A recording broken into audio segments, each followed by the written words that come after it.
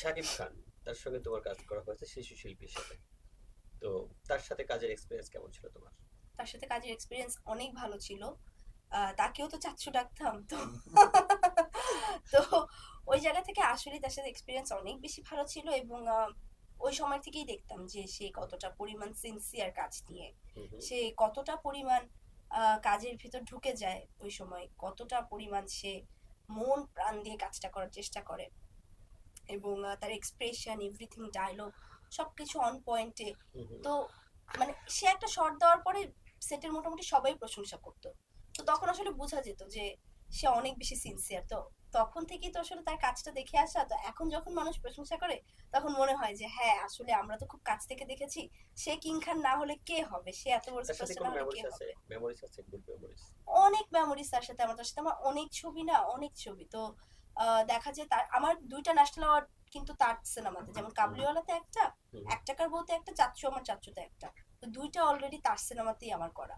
হুম, হুম, তো ওই জায়গা থেকে তার সাথে আমার অনেক মেমোরিজ। সে কখনো সেটে দেখা যেত সে যদি কোনো খাবার বাইরে থেকে আনিয়ে খেত, সে কখনো আমাকে না দিয়ে খেত না।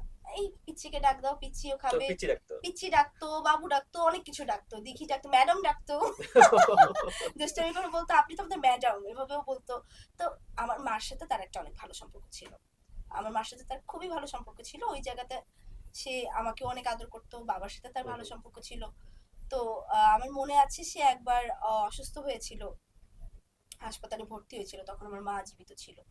তো আমার মা কোন একটা কাজে জানি যাচ্ছিল, কে জানি ফোন করে রাস্তায় বলল যে সাকিব তো অসুস্থ হয়েছে, ল্যাবরেটরি ভর্তি। আমার মা কাজে না গিয়ে তাৎক্ষণিক গাড়ি ঘুরিয়ে ফেলছে, আচ্ছা, আমি আচ্ছা। এখন আগে সাকিবকে দেখতে যাবো। তো এরকম ছিল আমার মার সাথে হুম, সম্পর্কটা। হুম, হুম। তো যার কারণে সে সেটাই খুব খুশি হতো যখন দেখতো আমার সাথে শুটিং, আমার মা আসবে একসাথে গল্প করবে, সে খুব খুশি হতো।